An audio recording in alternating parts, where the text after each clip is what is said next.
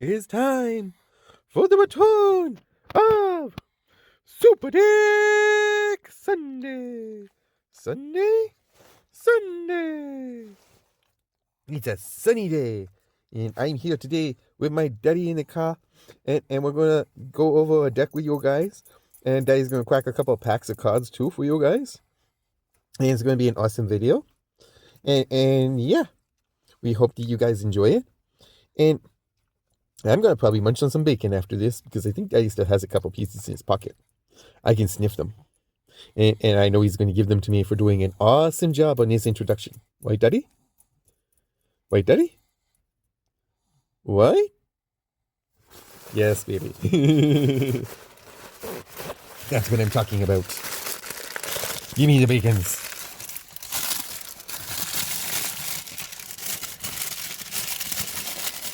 Okay. Hold on. I'm gonna break them into pieces and put them on the carpet for you, or on the towel. I don't like that. Just give it to me. Hand me the bacon. But look, it's so big. See, it's so big. And it's stringy. Ugh. There.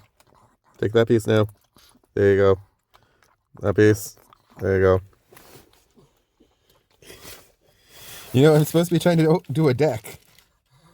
I don't care. You got bacon, and I want the bacon. And that's all that matters. Now give me the bacon. Hey, what are you doing? You're not supposed to put it down there. You're supposed to put it in my mouth. In my mouth, I said. Oh, Daddy.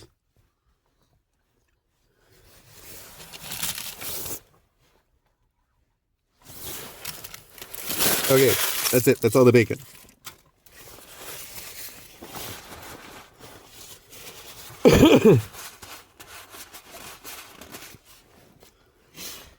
Alright.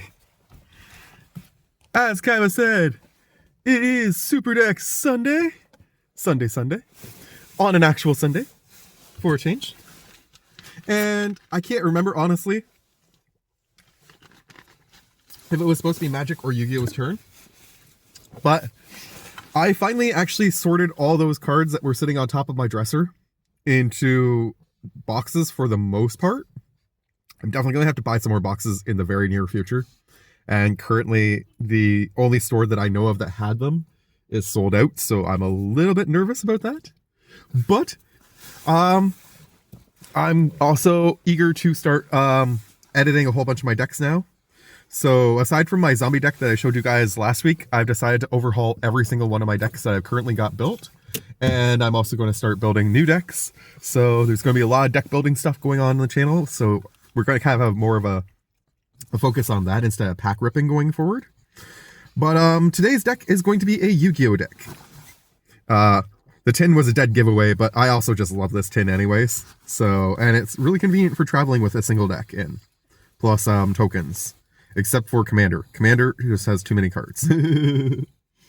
What's up, buddy? You're a good puppy. You're coming over here? Oh my goodness. Oh my goodness. How am I supposed to film if you're going to sit there? Kaiba! Okay, give me a second. Let me zoom this out.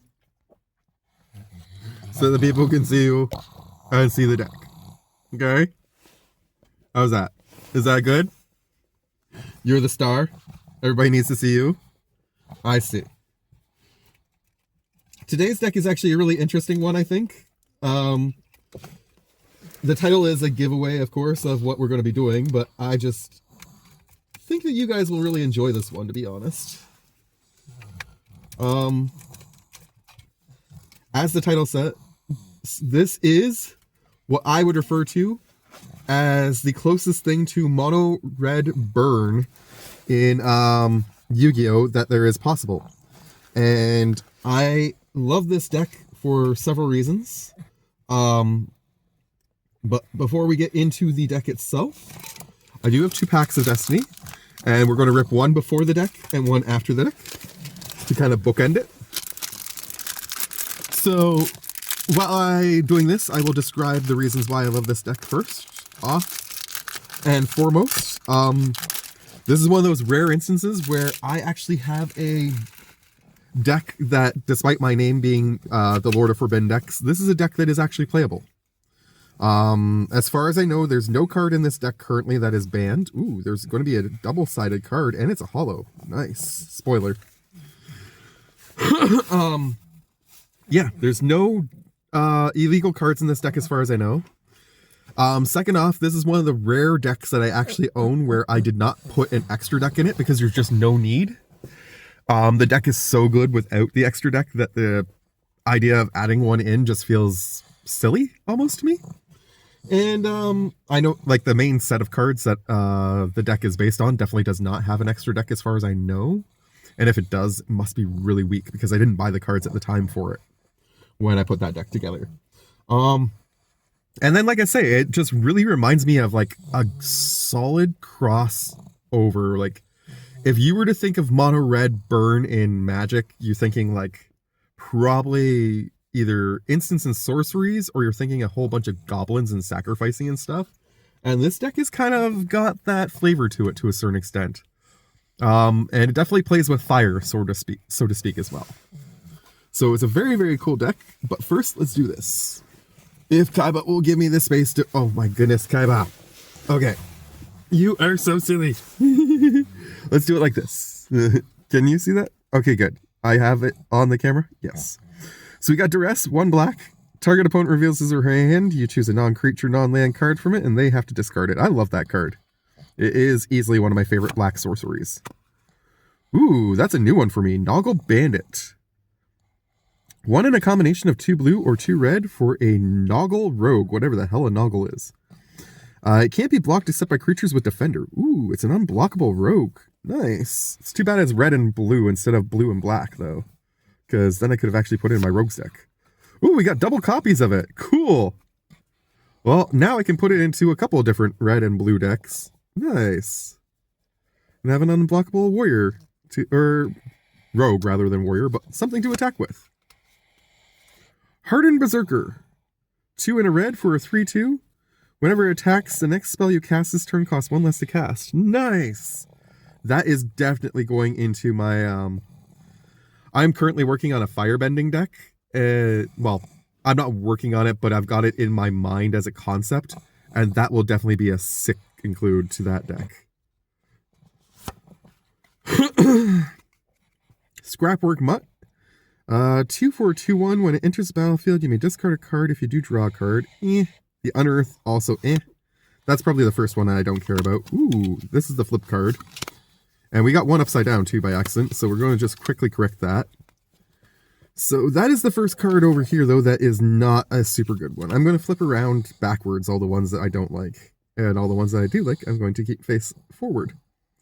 And at the end, we're going to see the difference when we flip back through.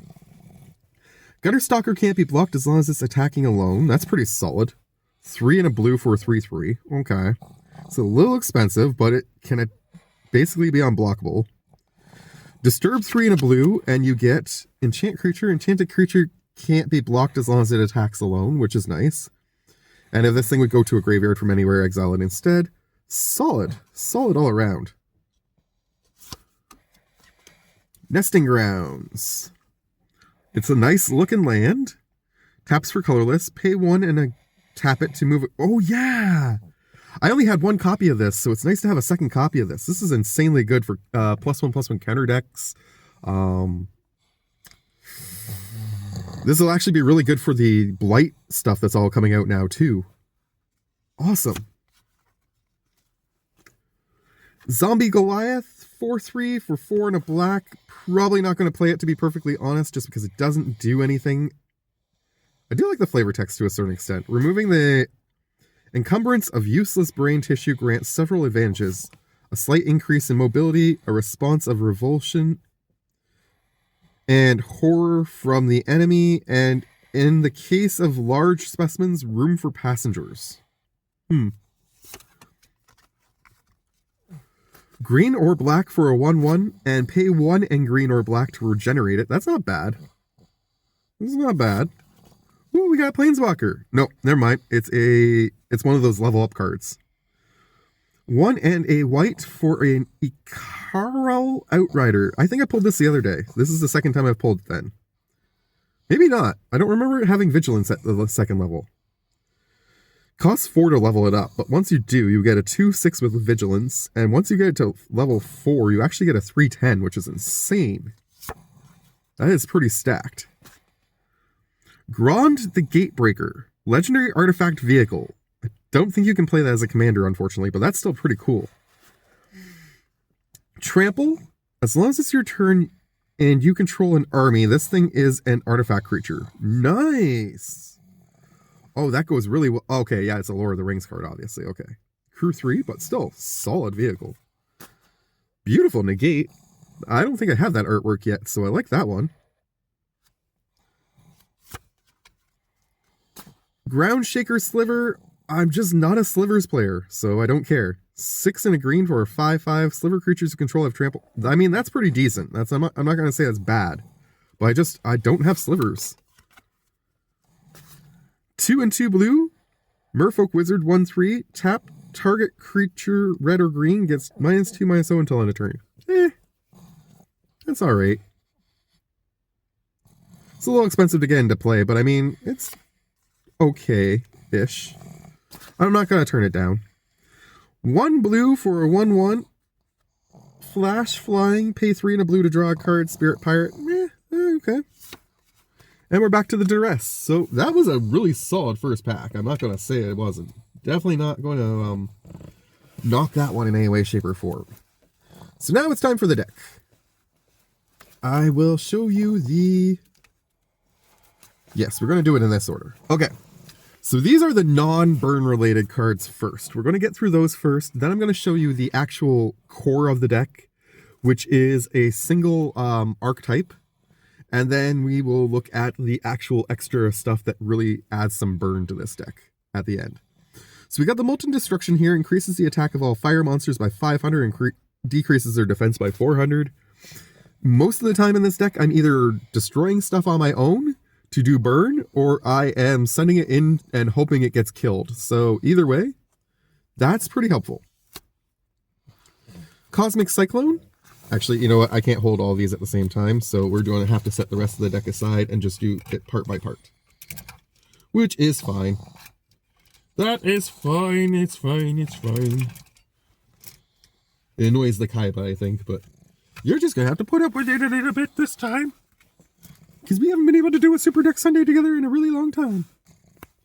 We got Cosmic Cyclone. I have to give up 1,000 life points, which sucks, but I get to banish a spell or trap. So that's pretty solid. I got Dark Bribe here. When an opponent's spell or trap card is activated, I can make them draw a card and then negate the card that they played and destroy it. Got 2 copies of that. Circle of the Fire Kings.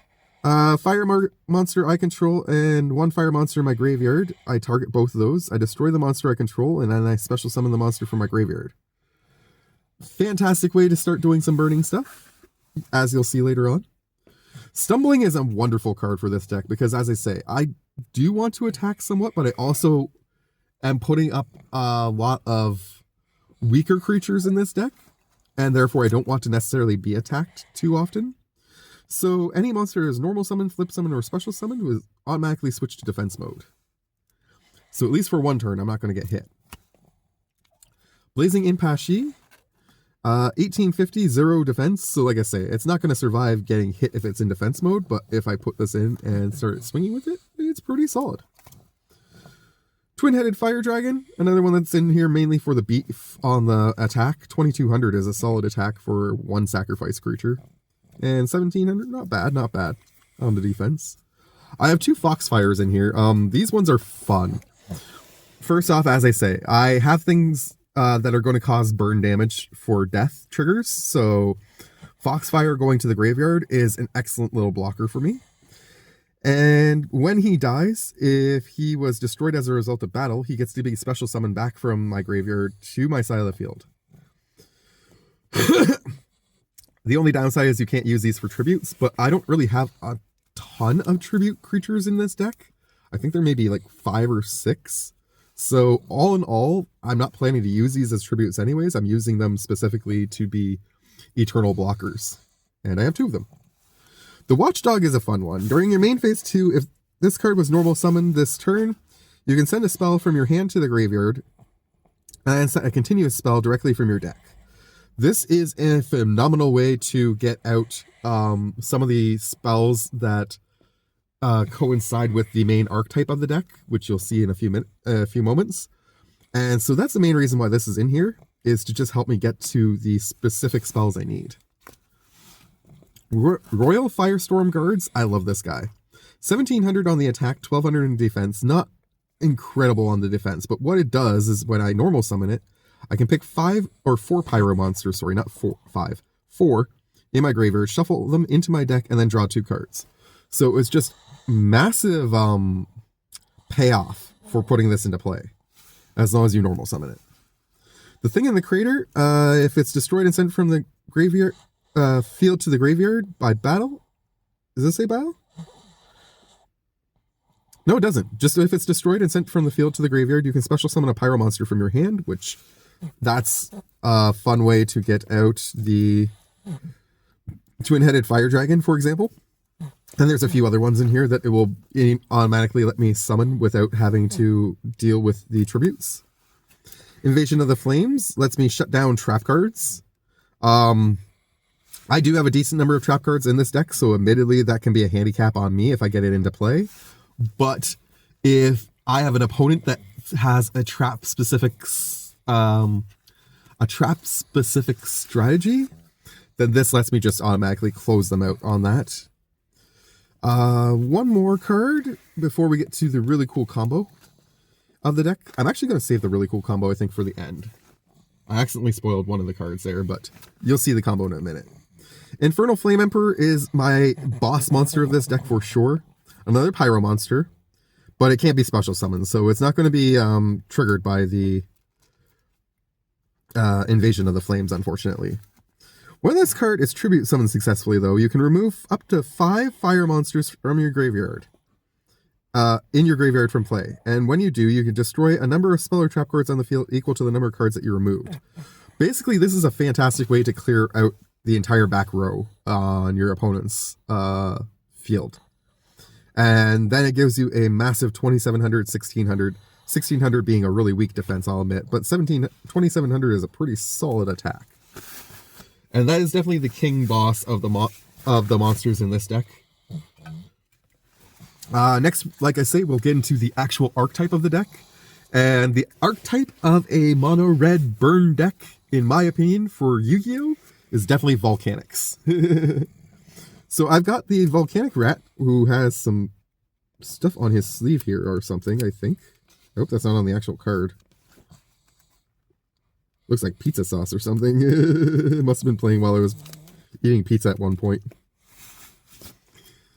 Volcanic Rat is just a simple one for the sacrifice, and he fits the archetype, so I only have 1 copy of him in here because he's not like super major to the deck, whereas there's some other ones that are much more valuable and have the full 3 copies, such as, I'm just sorting the monsters because I didn't do that earlier, the Volcanic Scattershots. I have 3 of those. When you send this card from, when this card is sent to the graveyard, you inflict 500 damage to your opponent. And then if it was sent from your graveyard for the effect of a Blaze Accelerator card, which there are several of those in this deck, then you can send 2 more of these from your hand or deck to the graveyard to destroy all the monsters your opponents control. So we got the Emperor to clear out the back row, and we've got these guys and a combination with one of the many Blaze Accelerator cards that will clear out the front row and give me a unimpeded attack for a turn. Next up, we've got the Volcanic Shells. I think I've got 2 of those. I might have 3, though. Let me just double check. Oh, I do have 3. We also have Volcanic Shells in here, too. Once per turn, you can pay 500 life points, add 1 Volcanic Shell from your deck to your hand. Probably not going to do that very often. But these are fun to sacrifice, too, to the Blaze Accelerator cards. Just trying to organize and figure out what I want to show you next in these cards, because these are some very, very cool cards. Do I have more than one of him? I think I only have one of him. Yeah, okay. Next up, we got the Blaster. 1200, 600. When it's destroyed and sent to the graveyard by battle, you can place a volcanic monster from your deck on top of your deck. I have 2 volcanic counters. These things are insane. When you take battle damage while this thing's in your graveyard, you can remove it from play. Then if there's a fire monster other than this thing in your graveyard, you can inflict damage to your opponent equal to the amount of battle damage you took. Chances are you're going to have more than one fire monster in your graveyard when you have this effect go off. And that is some pretty solid burn. So, again, like, I'm trying to discourage people from attacking me, but if they want to attack me, they're going to pay to attack me. Next up, we've got 3 volcanic rockets, including a limited edition one. These guys, when they're summoned, let you add a Blaze Accelerator card from your deck or graveyard to your hand. So, again, just phenomenal ways to get the Blaze Accelerator cards, which you really need to get this archetype going. Without those, this archetype really kind of falls flat on its face a lot, I find. Just finishing the ordering of the monsters. Okay. Next up, we got the Volcanic Trooper. If it's normal summon or special summon, you can add a volcanic card from your deck to your hand, except Volcanic Trooper. You can discard 1 card, special summon 1 bomb token, which I do not have, actually, a bomb token, unfortunately. I don't think they ever actually made the token cards, per se, for that. I could be wrong, though. To your opponent's field, each time one is destroyed, its controller takes 500 damage, and you can only use each effect of Volcanic Trooper once per turn, but I mean, I'm going to be making these bomb things quite frequently, and that is going to be a lot of fun. I actually have 2 copies of that guy. I only have 1 copy of Slicer. Slicer is expensive. Once per turn, you can inflict 500 damage to your opponent, but if you activate that, you can't attack this turn. But again, I'm just trying to do a whole bunch of mono red burn damage in this deck, and that is what the Volcanics are for. Once per turn, you can inflict damage to your opponent equal to the number of volcanic monsters in your graveyard times 200, but if you do, this guy can't attack. Another huge burn guy. We've got the Queen. She can't be normal summoned or set. She can only be special summoned from your hand to your opponent's field by tributing 1 monster your opponent controls. If you special summon this, you can't normal summon or set that turn. Once per turn, you can send 1 other card you control to the graveyard to inflict 1,000 damage to your opponent. During your end phase, either tribute 1 monster or take 1,000 damage. So, the person who has control of this gets those effects. So once per turn, they get to send 1 other card they control to the graveyard to deal 1,000 damage to me while they control this. And then during their end phase, they either have to tribute 1 other monster or they have to take 1,000 damage themselves. So it's a very risky card to play, but it's a lot of fun, that one. Oh, I actually had 2 hammerers. I forgot that I had a second hammerer. Then we got the Doomfire. Doomfire is probably my favorite volcanic of them all.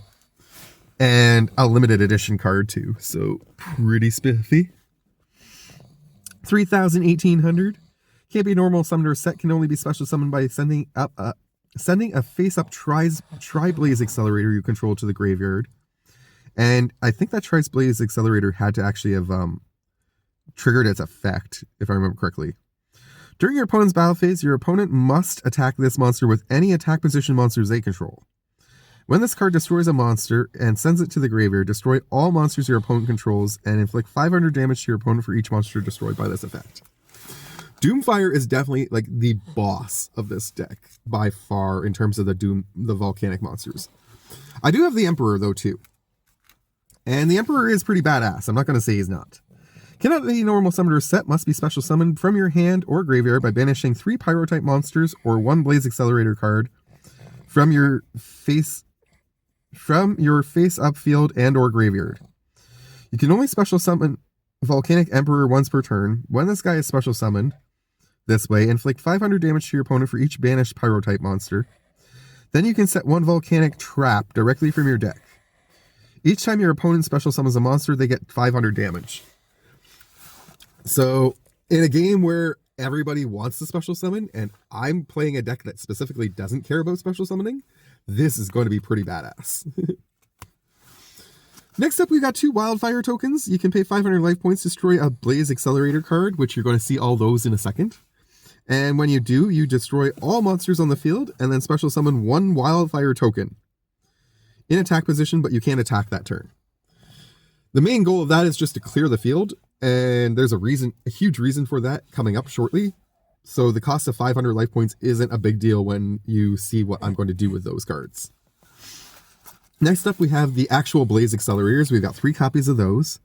Send 1 Pyro-type monster with 500 or less attack from your hand to the graveyard to destroy 1 monster your opponent controls.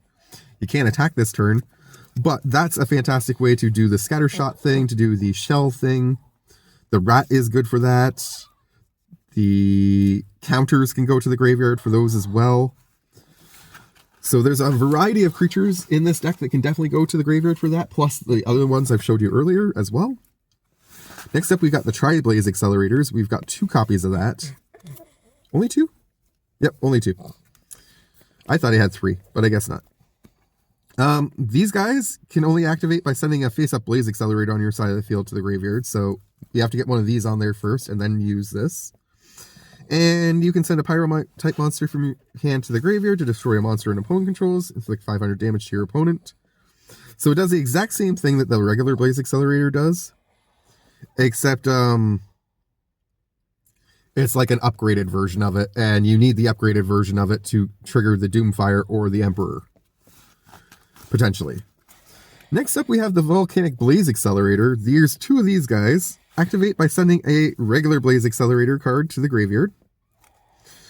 From your hand or deck, or face up on the field to the graveyard. Wow, you can actually do it from all 3. I forgot about that. You can only control 1 of these, and once per turn during your main phase, you can special summon 1 volcanic monster from your hand.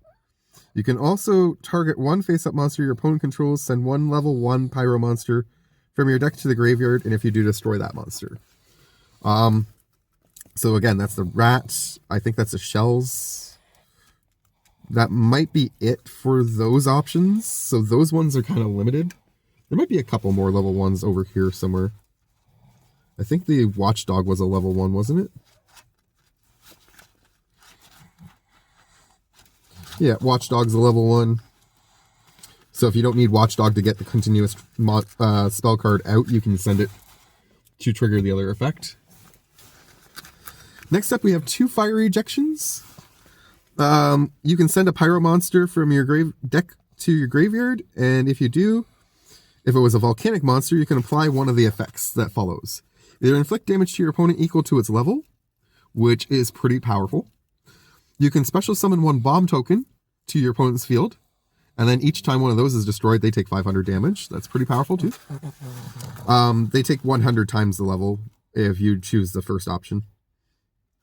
But you can only do 1 fire ejection per turn, so that's why there's only 2 of those. I do have a Blaze Accelerator Reload as well. Only 1 copy of it. It counts as a Tri-Blaze Accelerator, though, when it's on the field. And you can send 1 volcanic monster from or volcanic card from your hand to the graveyard. If you do, draw a card. You can only do that once per turn with this thing, and then during your main phase, you can also banish this card from your graveyard and send 1 volcanic card from your deck to your graveyard. Next up, I have 2 Volcanic Infernos. When your opponent activates a monster effect on the field, you can banish a pyro monster from your graveyard, inflict 500 damage to your opponent. Then if the banished monster was volcanic, you can negate the effect of their card. During your opponent's end phase, you can target up to 2 of your volcanic monsters that are banished and or in your graveyard. Place them on the bottom of your deck in any order. You can only do each effect once per turn, but still an insanely solid card all around. Volcanic Recharge to get me back 3 of my volcanic monsters from my graveyard to my deck. And finally, 2 Volcanic Emissions. Activate one of the following effects, but you can only use it once per turn. You can either take 1 volcanic monster from your deck and either add it to your hand or special summon it, ignoring its summoning conditions, but then it has to go back to your hand during the end phase. So this is a fun way to get Doomfire out in 1 turn. or to get the Emperor out in one turn. Target Pyro Monster on the field. Inflict damage to your opponent equal to that monster's original attack. If you target a monster you control, the damage is half, though. So, all in all, still, though, pretty solid. Pretty solid mono burn damage stuff going on there. And then, the cards that really, like, bring it all together, before I show you the awesome closeout combo that I love in this deck. So, the cards that kind of bring it all together, we've got a Burning Land. Destroys people's field spells, which really messes with their strategies. And each player takes 500 damage during their standby phase, which is insanely solid for this deck. Because like I say, I just want to watch the world burn with this deck. That is the whole goal. Mono red burn. Tremendous Fire. I deal 1,000 damage to my opponent. I take 500 myself. Not bad. Dark Room of Nightmare. Every time an opponent takes damage from a card effect, except for this one, they take 300 extra damage. So when I do the Tremendous Fire, they're going to take 1,300 instead of 1,000. When Burning Land triggers on their turn, they're taking 800 instead of 500. So they're going to lose it a lot faster than I am. These are the cards that really cinch this strategy, though. I have 2 copies of Backfire in here. Whenever a fire monster on your side of the field is destroyed and sent to the graveyard, inflict 500 damage to your opponent's life points. That is going to happen a lot in this deck. And that is going to be really sick. Now, admittedly, it would be even better if this was whenever they get sent to the graveyard, period. But they have to be destroyed by battle. So, essentially, all the tokens, though, still are going to do it. Or no, those are on their side of the field. They're going to get the 500 on their damage. They're going to get 500 on my creatures being destroyed. Next up, I have a Destruction Ring. Destroy 1 face-up monster on my side of the field and inflict 1,000 points of damage to each of us.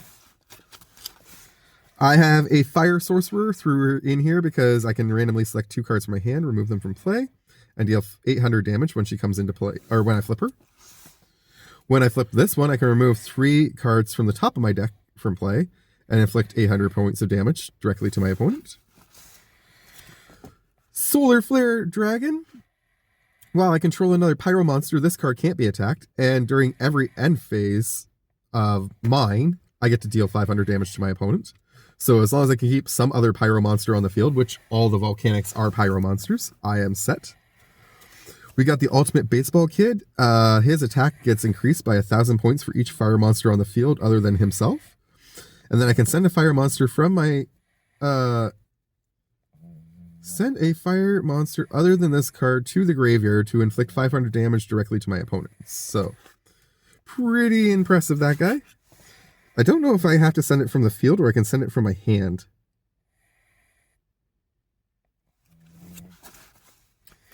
This guy is cute but deadly. He cannot be used for Fusion, Synchro, XYZ, or Link Summon. If he's normal special summoned, you put 6 counters on him, and then once per turn, you have to roll a 6-sided die.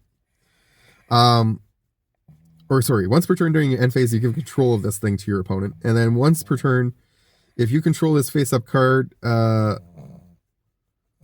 when the control of it changes, you have to roll a 6-sided die at that point. Remove as many counters from this as possible, and if there are no more counters on this thing, you take 2,000 points of direct damage. And I think it gets destroyed. And finally, Inferno. You have to remove a fire monster from play to special summon this thing, but if it destroys an opponent's monster by battle by any chance, you get to do automatically 1,500 points of damage to your opponent. So that is insane damage off of that. And then the piece de resistance, my combo that really brings this deck lovely together, is this 2-card combo here. And I'm very proud of this combo because I've not seen many other people try and play this, and I think it's a lot of fun. Raging Flame Sprite and Berserker Soul. So, the way this works, Raging Flame Sprite can attack my opponent directly, and if it does battle damage to my opponent, it gains 1,000 attack. It only has 100 attack, so it's a really weak card, and I don't know if that gain is permanent or not, but regardless of whether it's permanent or not, if you play this and you attack it, attack your opponent, and then you play Berserker Soul, This becomes an insane thing, because Berserker's Soul says, whenever a monster you control inflicts 1,500 or less damage to your opponent by a direct attack, discard your entire hand. Then excavate the top card of your deck. If it happens to be a monster, you send it to the graveyard. If you do that, you inflict 500 points of damage to your opponent, then you repeat this process up to 7 more times. Or until you excavate a non-monster card. If a non-monster card is excavated this way, place it on top of your deck. You can only activate this once per turn. Now, granted, I'm only going to get to do the direct attack once. It's not like in the anime where this thing gets to attack over and over and over again. Because if it was, that would be completely busted as a combo. But the fact that I can automatically definitely get an attack in, and the likelihood is that it's going to be less than 1,500, means I can trigger this. And then this deck has way more monsters than it has anything else, really. So it is going to be a pretty solid chance that I'm going to get that Berserker Soul off at least 2 or 3 times. And of course, if I, happen to have the Dark Room of Nightmare out at the same time, every time Berserker Soul triggers, it's going to also trigger Dark Room of Nightmare and deal an extra 500 or an extra 300 damage. So that's 800 damage per attack. I could do up to 8 of those attacks in total. So in theory, you're looking at almost burning 6,400 points of damage in a single move. Plus the direct attack itself, I still think goes through. So yeah, that is an amazing amount of damage in one combo. And that, ladies and gentlemen, is Mono Red Burn in Yu-Gi-Oh! I have one more pack of Dollarama cards to open for you real quick, and then I gotta get Kaiba home because he's getting fussy.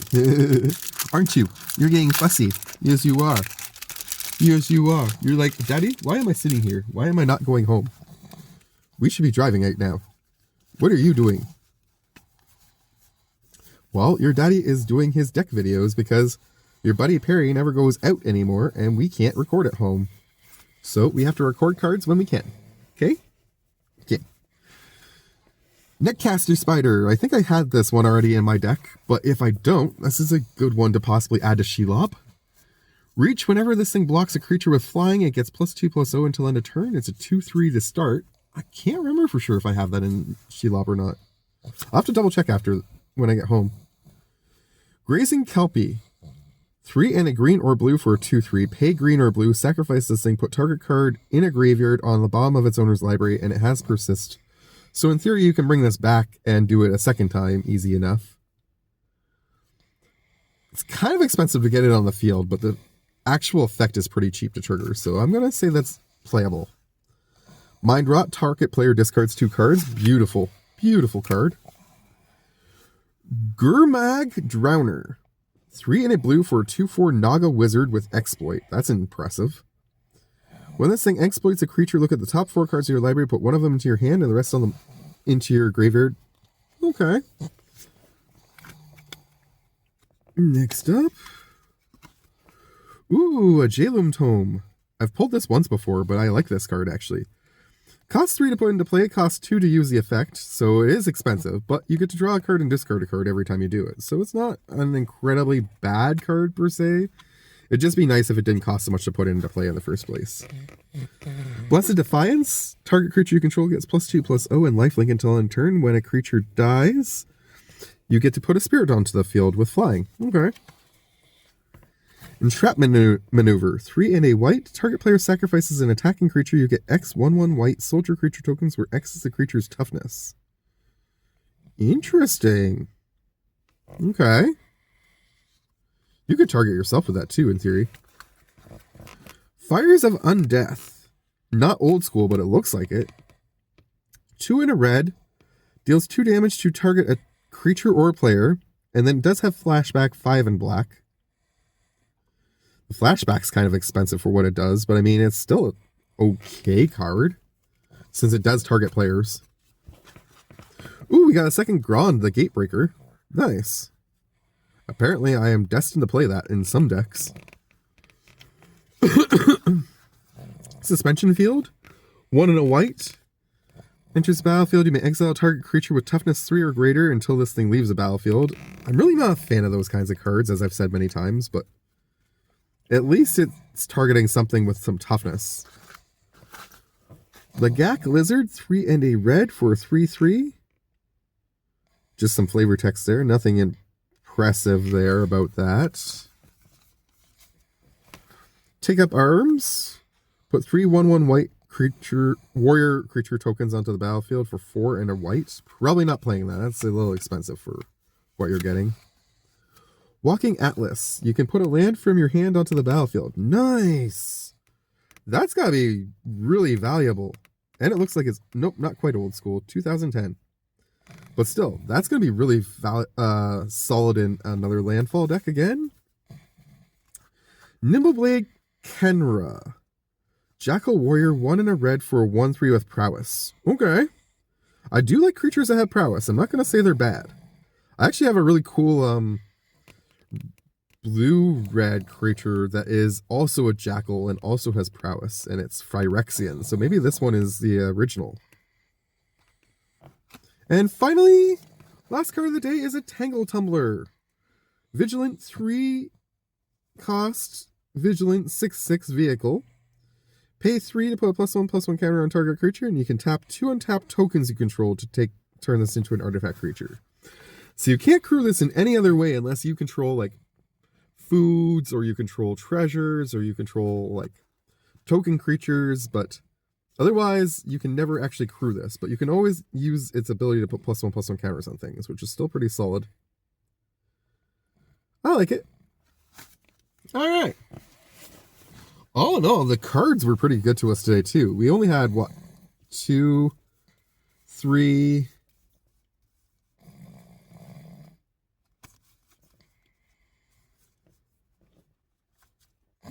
yeah, 4, 5. 5 cards out of 30 that I would say are completely unplayable. The rest all have a spot somewhere in a deck. You just have to figure out where and, have an open mind to what other people will call draft chaff and bulk. But in the meantime, in between time, from Kaiba the Puck. Kaiba the Puck. No, you mean no. I'm grumpy. From Kaiba the Pug, who's grumpy, and myself to you, take care. Much love to you, and thank you for watching. Have a wonderful day. Bye.